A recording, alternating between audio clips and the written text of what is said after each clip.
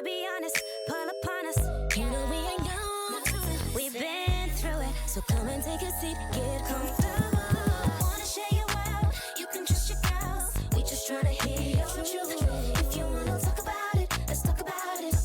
There's a seat reserved for you. So say what you want, ain't no right or wrong. It's your vibe, you choose. If you wanna talk about it, let's talk about it. There's a seat reserved for you, yeah. Welcome to The Reserve Seat, the show where we engage in unfiltered and lively discussions, talking to other movers and shakers about the intricacies of their respective journeys. Each episode will hopefully make you laugh whilst leaving you with a fresh perspective on your faves. So grab you a drink, take a seat, get comfortable.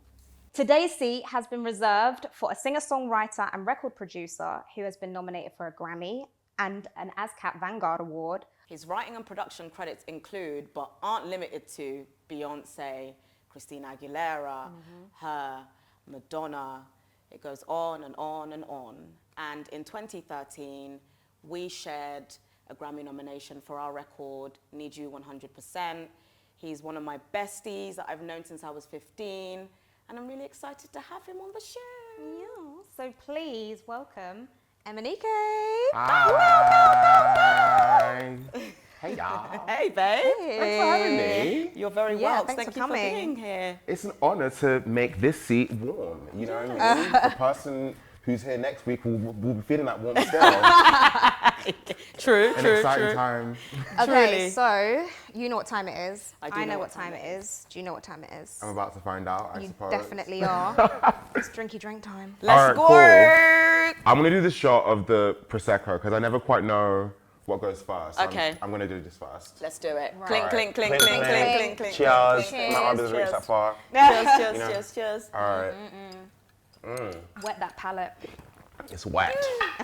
Okay, you ready to get stuck in? I guess so. It's a hot seat. Yeah, we're going to throw some rapid fire questions at you to start with. Right away. Okay. Right away, babe. Okay. We told you, you might be warm, but we're getting hotter. Okay. All right, cool. All right, Let's do it. let's go. What's your earliest musical memory? Spice Girls Wannabe music video. Yeah. I'd say so, yeah. Yeah, that's a great music video. Isn't it just Yeah. kind of iconic? Iconography. Yeah. Yeah. What song of yours would you put into a time capsule for future generations to find? Honeymoon Phase from the Language album. Okay. What age did you decide music was going to be your only career? Probably 12. How do you differentiate between what you write for yourself and write for others? They're just different things.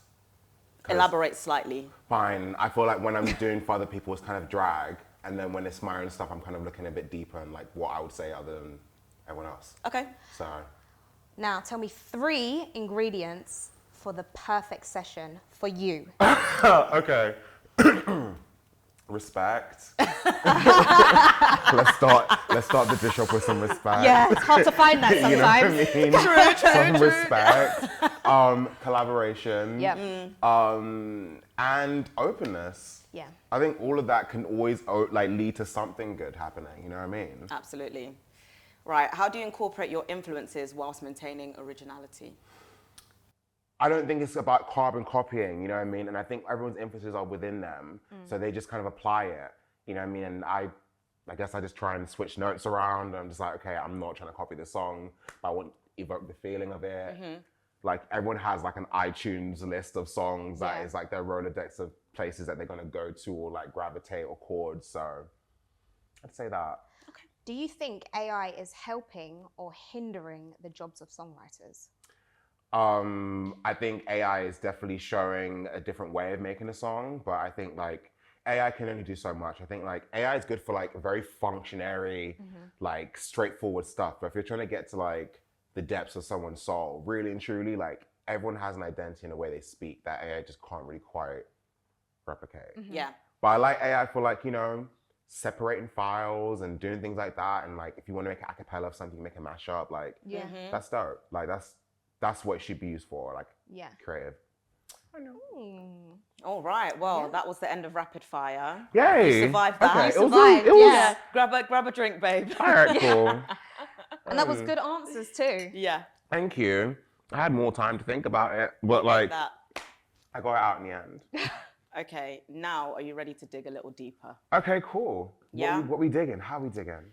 We digging, babe. So you attended the Mariah Carey School of Writing. What? What am I coming to? All right, You sorry. Do you attended. want another drink? No. Another sip, babe? We could keep it coming.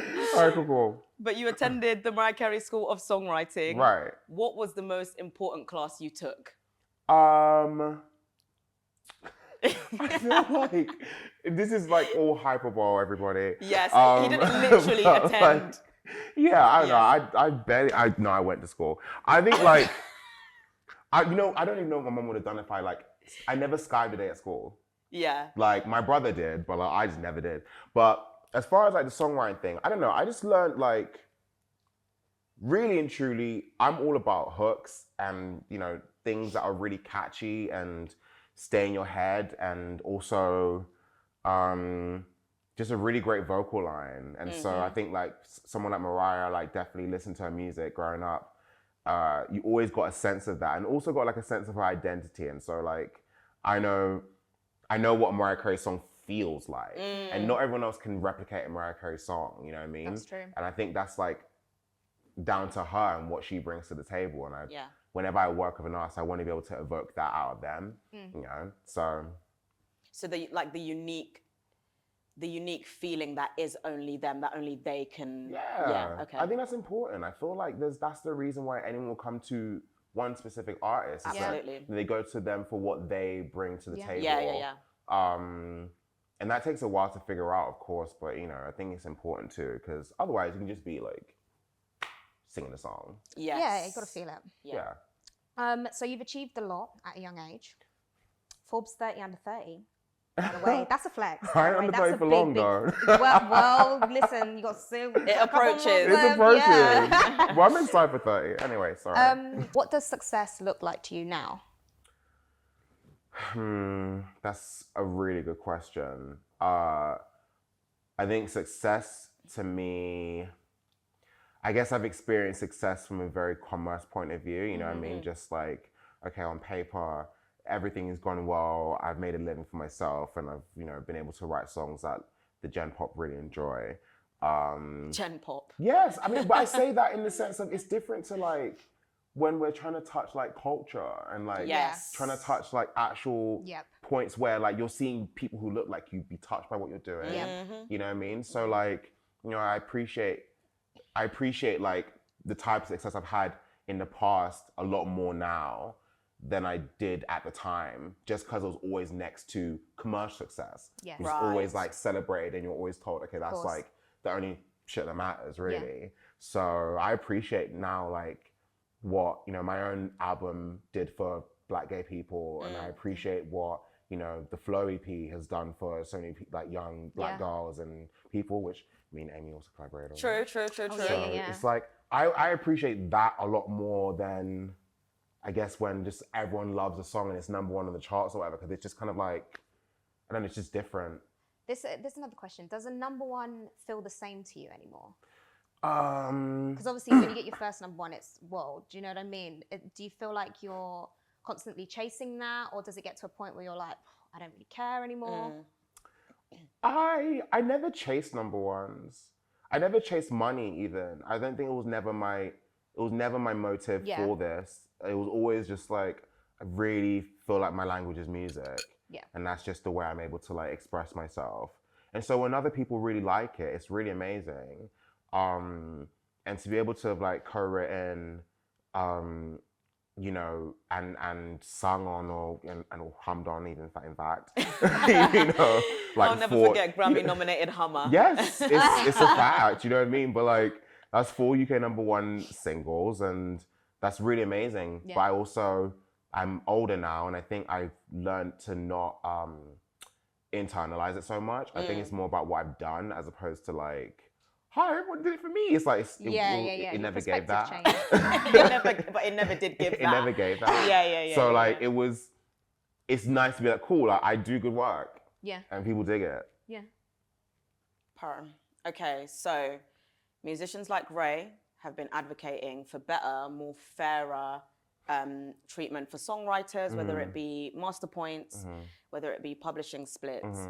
I think because of your perceived success, people may want to know what you're doing in that kind of lane, or if you agree with that sentiment that, you know, songwriters should be paid fairly, they should be getting master points, they should be, you know, their publishing split should be fair, in relation to, of course, what they contributed. But I guess the better question is probably, how do you think you can also advocate for songwriters, given your position?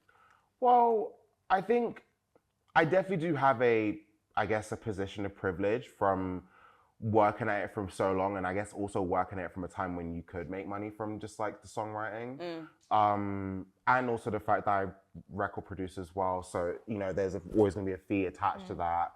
But I mean, I'm in complete agreement of, like, you know, in particular major labels, you know, with all the resources that they have, being able to like fund songwriters in their pursuits to write, you know, these artist songs, and they're able to put, you know, money into marketing and music videos and all sorts like that, which are diminishing in their own way, you know, like the need for that is diminishing. So it's like the need for the songwriter is not diminishing. You can say AI and put that fear among it and all that stuff, but there's still a lot of songwriters who are signing publishing deal, and it'd be nice if they were paid for a day's work. Obviously, it would be great if they'd like to see it as, okay, if there's a result from this and we can actually see what you've done today, you know what I mean, then we pay you. But also, it's a lot to like be living off of just being a songwriter. It's a lot. Yeah. So I appreciate my own privilege in that, and I was able to do it from really young, at a time when I didn't have to worry about my bills, and so I was like set from the second I left school, and like there was never like a point where I had to struggle for money or like anything like that. So there are loads of people who are not in my position. Yeah. So we all know the music industry can be a big fat roller coaster. It seems like you let a lot of things roll off your back when it comes to social media. Do I? Yeah. Well, there's always a little something funny in those tweets. I'll laced say with some those shit, tweets. you know. I think that's I deleted Twitter the other day, actually. Did you?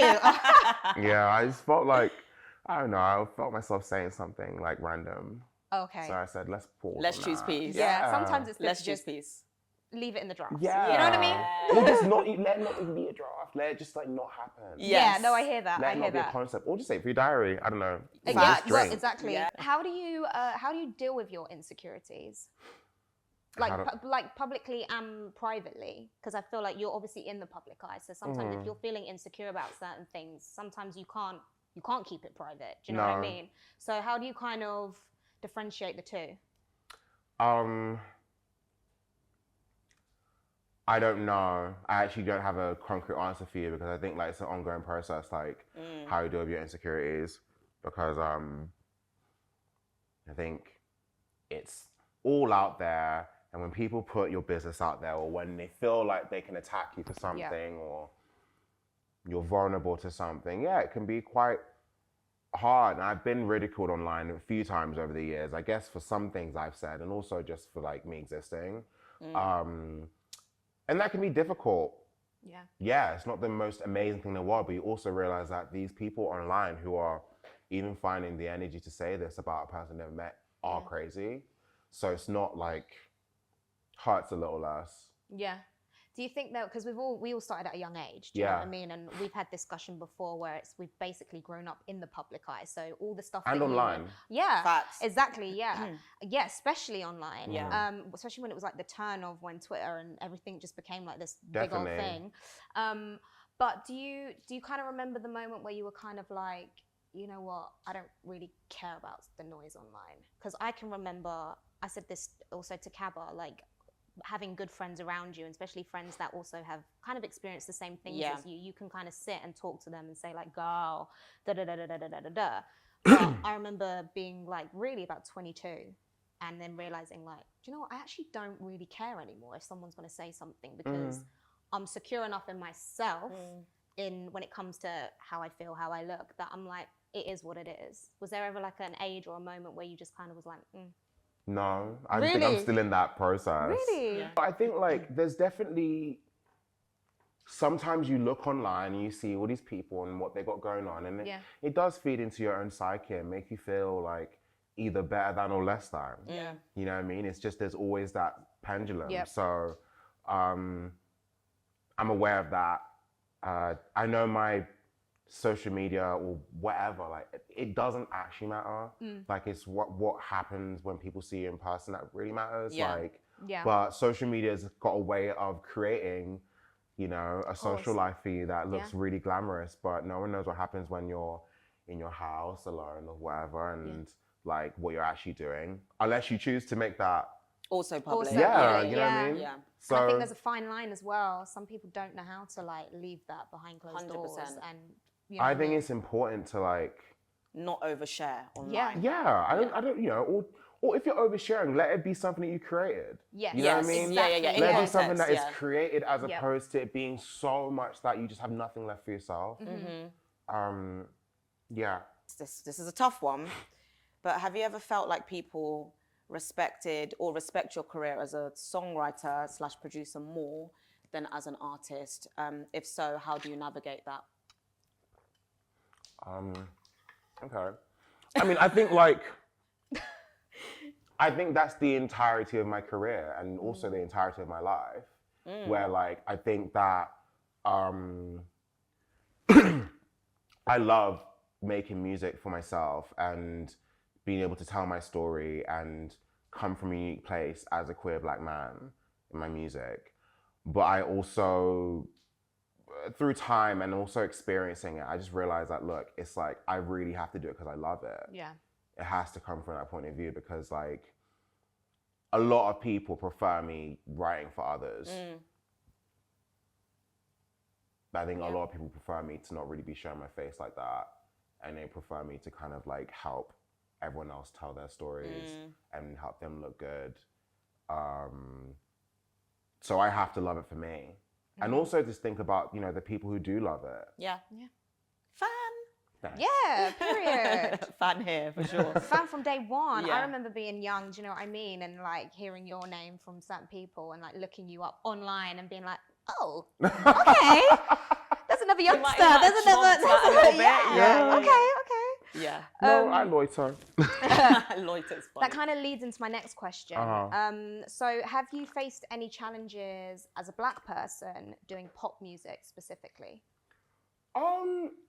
I think it does tend to feel a bit weird being in these rooms, like when you're trying to make like pop music for, you know, pop acts. And I come in as someone who I genuinely love pop music. Yeah.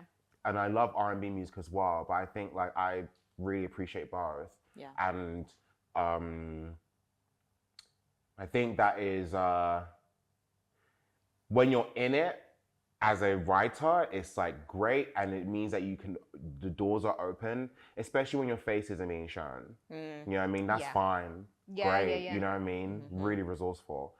But I think I've faced challenges just making pop music as a black artist, like from my point of view of not necessarily falling in the land of like R&B or hip hop, where I've been lazily put in that spot because of my influences. Yeah, yeah. You know what I mean? But then it's, you know, I don't think my music compares to like the R&B music. No. You know what I mean? It's its own thing. It's It definitely is its own thing. standalone. Yeah. Yeah. You know what I mean? And I don't think I think it is lazy when there are black artists out there who have influences that are a bit more vast, and just because they're skin tone, you just know they're going to be put in this category, Yeah. just to make things a bit easier. When it's like, actually, no, it's just kind of putting things back. Yeah. It's just lazy. It's lazy. Laziness. It's ignorant and lazy as well. It is. Yeah. Absolutely. Mind you, black music made by a black person is black music, period. Yeah. Right? It's really that way, the start and end of it. Yeah. But it's like, we know what music the black crowds adhere to more. Adhere to, yeah. Like, we know. So it's like, we know what that's going to be. But Absolutely. Absolutely. And I guess maybe in that same vein, but slightly differently, what are your views? Because you've collaborated with a lot of women, yeah. me included, for decades. What is your view on a man, whether gay or not, writing from a woman's POV, or just that exchange, I guess, of one gender writing for the other? I don't know. I don't know if I have a strong opinion. I'll be honest with you. Really? Just because I thought you would, you know? I think it's just because it's what I've always done. Yeah. You know what I mean? As a kid, there were girls in school where I was like, oh my God, I want to write a song for you. And then there will be a thing of, if they instill this trust in me to write the song, you know what I mean? And if there's something that they're like, okay, us girls don't say that, you know what I mean? Then it's like, cool, I rock with it. Yeah. And I have a great time doing it. And the women that I work with really enjoy my input and they value my input. And then, you know, they understand that, you know, I ain't trying to f them, which helps. Which helps, you know what I mean? I think like that helps instill some trust and like a level of like, I can really put my cards on the table and help bring you in to help me tell my story. Yeah. Or whatever, like, you know what I mean? Whatever type of song. It doesn't have to be deep. It can just be like great fun, but it's just like, and I think I also, because I'm not really bogged down about gender myself, because like, you know, I'm a dude, but you know, I'm really not fussed if you call me he, she, they, it. Yeah. I've been it most of my life, so you know. Period. What is that? So yeah, I don't know. I've been it, not it. Yeah, exactly. Do you get it? Let's differentiate. Thank you. Thank you. So yeah, that's my opinion on it, truthfully. Okay, cool. And what's next for you? Like, what's going on with your artist stuff? Are there any, you know, projects you're working on outside of artist stuff that you want to let the people know about? Finished the Flow album. Bow, bow, bow, bow, bow. We did it, Joe. We did it, Joe. Yes. The second, but we got there. Yeah. So that will be out soon, and everyone will get to hear our hard work. And I'm working on Zara Larson's album. I've been exec producing that, and that's feeling really good as far as just the productivity and just finding the sound that she wants to go for. Oh, that's with this exciting. project. And yeah, just like I want to do another album, so I'm doing that as well. Yeah, I mean, listen, we might have had a little song. Yeah, I a little feel like song, and It went crazy. Yeah, it did. yeah. I mean, I I don't have know. to say. I don't know when you guys will hear it, but like it will come out when it's right. But they've heard it, they liked it. We approve. Real bad. We really we approve. real bad. Yeah, I Yeah. might need you to send that. And then next is 30. So Yes, we The turning big 30, 3-0. boo. That's crazy that the pair of you are turning 30. Yeah. That's crazy. I've been waiting for this forever. Really? Yeah. I have. I think it's kind of like, you know, I got into this when I was 14. Yeah. And so like that's more than half my life. Yeah. And I think like it's a level of you're always in this adult stage where you're constantly babied. 100%. Mind you, you can 100%. imagine how frustrating it is being babied and being twice the size of everyone who's babying you. You know what I mean? No, it's so true. Like you're looking down at everyone and talking to you about, and it's like your arm is hurting. Reaching. Doing this, Yeah. like, so now I'm more than happy to be Uncle Uzo at this point. Yeah. And not necessarily, it's not about being young anymore. I felt like I was able to use that as like a little tagline for a lot of my career, but No, it's. I'm more than happy. It's fine. Like, Yeah. I'm happy to just be like, I'm just me. I'm just an adult who makes tunes, and then there's younger people who I can like offer like advice to and like pointers. No, I think it's true. I think that 100%. If I'm a young person and I've seen somebody who's been in it from a young age, Absolutely. like it's the best learning experience you could get. Do you know what I mean? By far. By far. And I think it's rare, but also incredible that we've all found each other so young. I mean, I'd suggest that to anyone who's getting into this industry from a young age. That you know, finding some communities, Find a tribe. Really, Yes. It's really helpful. You know, I was really thankful to have you by my side and you as well, and Becky and you know Ryan, and there was a bunch of us that were when we were all like just growing up in this. Yeah, you yeah, know? it was really lovely. And it's just never felt like we were like by ourselves or our situations were too dissimilar to each other. Yeah. So I guess it's kind of like going. I guess that was our version of like university or something, right? Yeah, low key. It's so Low-key. true. Yeah, it's so true. That's a good way to put I it. didn't do the dorm thing or like you know. No, we both left school Pressures. after our GCSEs. Yeah, me too. Yeah, I was done with that. We were like, I was very rats. blue. Yeah, But yeah. I got into Brit school, so I Did you? I did. So I applied to Brit School when I was 14. Okay. And then I also applied when I was 16, but at this point I was already... Doing what? Yeah. I was already doing Yeah, it, for but like a then- couple years at that point. Yeah. Yeah. I think I just wanted to be around other people my age. Yeah. Yeah. No, I I hear had that. the same dream, you know what Yeah. I mean? So I wasn't really focused on like if that was hindering anything. Yeah. But yeah, so when I didn't go to Brit School, even though I got in, but I always bump into a bunch of people I would have been in the same year with. Like I bump into Archie and Medekwe. I saw him at Yeah, 4.6 yesterday. Oh, Yeah, did you? yeah. Yeah, like we would have been in the same class or something. So Fun like, story about that. Archie once, I don't know what I was doing, but I wasn't at school for some reason. And Archie was like, come to Selhurst or wherever it is. And I was like, Right. or wherever, Penge or Selhurst. And I just spent a whole day at Brit School. He's off there. I was just there, yeah. And I could see people going like, Does she I belong swear here? you don't go. She don't even Especially go when I here. went to Sylvia Young's, which was like a total Oh, different God. theatre type of school. And I was just like, I had to spend like one flipping lesson in the bathroom because Oh I my couldn't like be in there. God. But But I always envisioned it being like, you know, fame. Yeah, like yeah, just yeah. like everyone singing and when I went induction day, it was totally that. It was like everyone was just like singing and dancing and like all this stuff. Yeah, Yeah. that's when I knew it wasn't for me. Oh, I was getting my life. I was like, the musical theatre, I just remember doing an audition and them like giving me a very hard like script to follow. And I started singing it and she was like, pause, could you just do that exactly how we told you to do it? And I was like, cool. So anyway, girl. Yes. thank you very much. So anyway, No. I'm a sing it how I sing. I always hated that shit. And she was just like, no, you can't, like it has to be sung like this. Yeah, and I was like, I can't do that. I had that with like a vocal teacher in like secondary school when I'd be singing like, I don't know, like some Italian shit.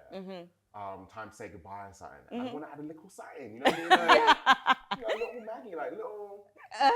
And she'd be like, no pop singing. She called it pop singing. Okay. Like no pop singing. And I'd be like, diva, like, can I just like get my life a little bit? You Like, need to take it down. You're bringing a diva no, down. no, that's not right. That's not funny. right. Okay, so we're about to get into the fun and game portion of Thanks. Yeah. Exactly. Okay, we're gonna kick it off with this, right? Okay. You get a call. It's from Jam and Lewis. Okay. Janet is on the phone. Right. She needs you to exec the album. Jam and Lewis have called because they're like, yeah, maybe we can like do a couple bits on the side, but like we want you to have the overarching exec production of the album. Okay. She's like, but you know, this is the hand-in date, but I'm gonna let you pray on it. As you're praying, you receive another call. Mariah. Okay. Hey, so just to let you know, would also like you to do my album and exec produce my album. Issue is though, same hand in date. Oh, Whose album do you do?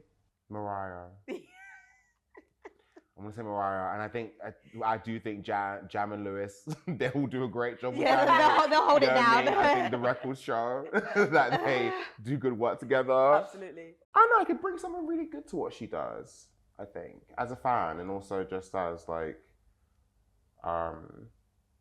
yeah, more than as a fan of her, as a fan of music generally. Yeah. So this next section is called And I Quote. Oh. So we're going to read 4 quotes that you may or may not have said.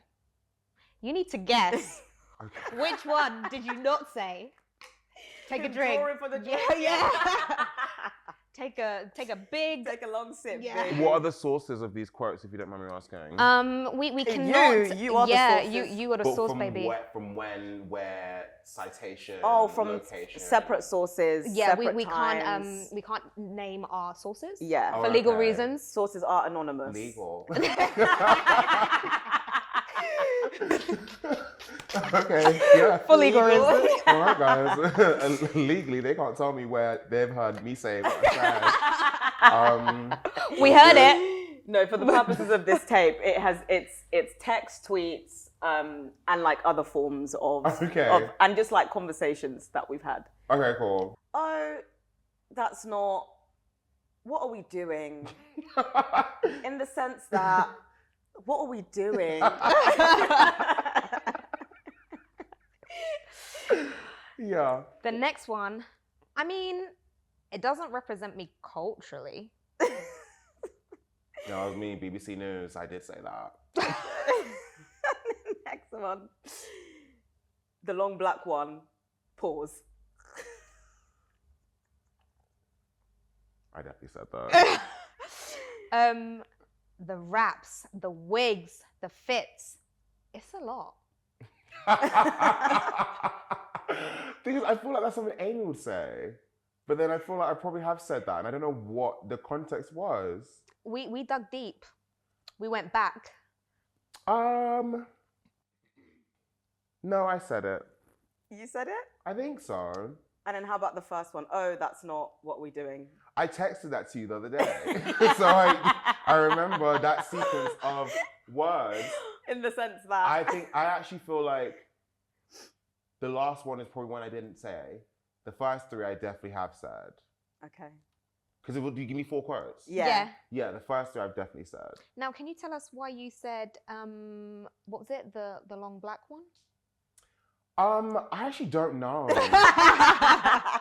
Is that an off-camera discussion, potentially? The long black one. It was in reference to something very harmless.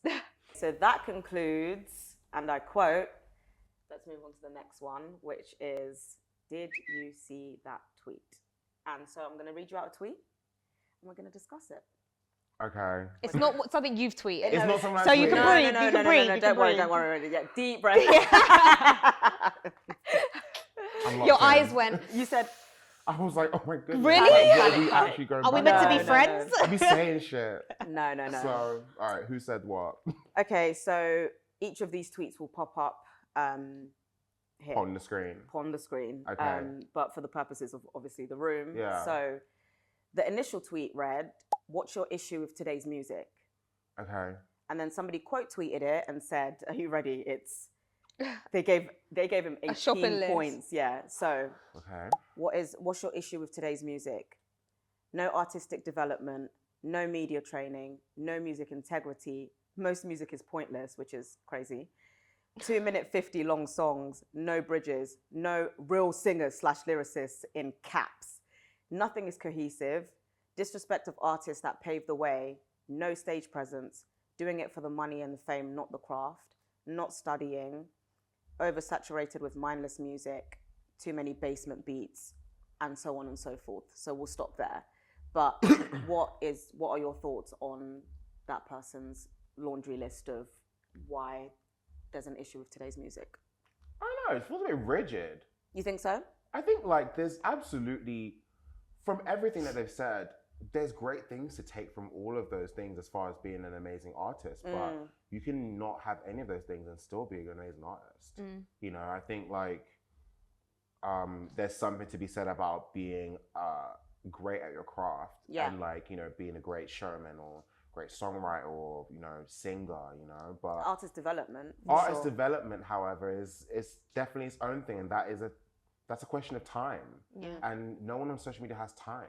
So like, what is anyone even complaining about artist development? You literally, when someone is learning on the job, you know, you're so ready to just cancel them tomorrow. True. So you don't even let anything slow cook. So that is artist development, when something can actually take its time and really feel like it's moving in the right direction. Yeah. Do you think that will come back around? Do you think there'll come a point where people will be like, do you know what? Actually, everything is becoming a little too, you know, too fast. It's coming and going. Maybe we need to start developing. It's important. Otherwise, this thing will be kaput. Yeah. There needs to be some type of ration. I mean, like, it's really oversaturated with just anyone who can put a kick and a clap together. You know, it really is like that's how real. it's going. Yeah. Like, it's so easy to make a song now Yeah. and release it. You know. So if I asked you, well, what do you think is the issue, quote unquote, with today's music, if there is one? at all? I think the issue, Or to be honest, maybe you've answered it by saying that, people aren't given enough time to actually develop. I think it's about giving enough time to develop. I think there's a lot of obsession over streaming numbers and sales and all of those things, where I think I care more about a cultural reference. I look at Charlie, for instance, with the Brat stuff, and like that album was not sold as much albums as Taylor Swift shit, but like you're feeling it. Absolutely, it's Like, everywhere. you feel it everywhere. Yeah. And Yeah, that, yeah. I feel it is way stronger currency than just selling loads of copies of an album. Yeah. Agreed. Yeah. This next game is titled Memes and Melodies. Okay. So it's like song association, Okay, cool. but with memes. Okay. You ready? All right, cool. Okay. So when you see this meme, do you want to take one? Maybe we'll take one each. When you see this meme, what song comes to mind? The Krusty Krab pizza is the pizza, yeah, for you and me. Krusty Krab pizza. Okay, but is there a IRL song that you could attach to this image? Okay, let me think. I think JT Sideways. Looking them sideways. Yeah. The same for this. Shit, what's this one? Do you know what I associate with this song, right? With this meme right now? Have you guys heard this Addison Rae song? No. Diet Pepsi. Like, that just feels Addison Rae-esque. Addison Rae, Diet Pepsi. Okay. That's that down. Okay. Perfect. Or just for the sake of the tape, Yeah. maybe Keisha Cole, I Just Want It to Be Over. Oh. Period. Over and over.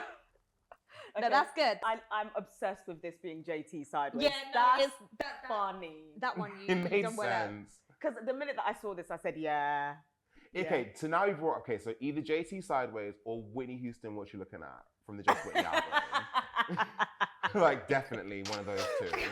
I'm sure you'll play it, like, Yes, a little yeah. clip Yeah, of it. yeah. You know, copyright be damned. The littlest of clips. Yeah. The very youngest of clips. Trust. Okay, amazing. This one is favorite track of the week. Okay. Each week, we'll get our artists to pick a favorite track of theirs. Yeah. Shit. Okay, on the spot? On the spot. Yeah, and it doesn't have to be anything current. It could be a No, just, you know, what something you're in listening general. to that you're like on a loop. At the Okay, Yeah. okay. I've been starting to listen to Tinashe's album. Yeah. I really like Get No Sleep. I Get No like Sleep. the production of that. It's really cool. Yeah. Really fresh. Real Yeah, I like fast. Tinashe. I like I like her a loud lot. production. Yeah. Yeah. Who's I it like when it's like produced by? soft and then it gets loud and I'm like, sorry. Who's it produced by, do you know? I think Ricky Reed has done the production on the album, but I Fire. also know that she gets like a whole host of people just Yeah, like singing yeah. her track. So Nice. Okay. Is it BLS next? It's BLS. what that stand for? Bucket list shit. Oh, hi. Okay. Shit. Which Uzo and I wrote together and is going on my next EP. You'll hear that soon enough. You will. And so please tell us, babes, what is on your bucket list? Give us three things. I think the bucket list is definitely to continue to work with other artists.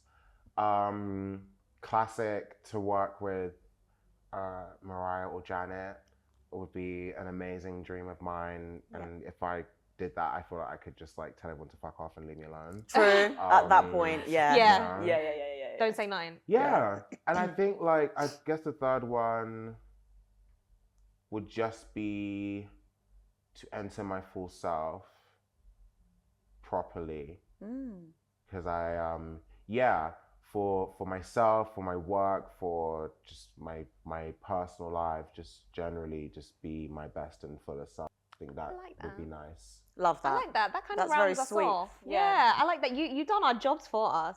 You rounded that up nicely. Look at how you ate that. What's your did. bucket list shit? Do I get to ask you? You can. Yeah, Yeah. I mean, we said that we had a joint one, which was obviously for the show to do very well. How can that not be one? And also, yeah, music individually for us to both, you know, have a successful career, be able Absolutely. to perform where we want to do. I know for Amy as well, it's for songwriting as Yeah. well to really fly. Janet, real bad. Yeah. Real bad. Like you said, can't see me, can't chat to me. The one thing I the will day say becomes is very long. you better still turn up. Yeah. And you Always better bring this. Janet too. Yes. Yeah. Today's Yes. price is not yesterday's price. That part. It's a word, you know, it does change. Yes. You see it, just people, when they work with certain people. I know my price changed after I worked with Beyonce. Like, everyone started looking at me very different. Yeah. Yeah. That's what they're there for. But yeah, exactly as they should. Image. Yeah, image, baby. Image. All right. Yeah, well, thank you very much for coming on. It's been good. Thank you for having me, y'all. Yeah, we love you. Thank you, Yeah. friend. We've Pleasure. enjoyed you. We hope Mucho, you've mucho enjoyed us. appreciation. I'll be streaming aggressively. Exactly. You better. Cool. Well, tell a friend to tell a friend to tell a friend that the reserved seat drops every week. So make sure you tune in. And thank you for watching this show. And we'll see you next week. Bye, everyone. Love y'all. Toodaloo. Say what you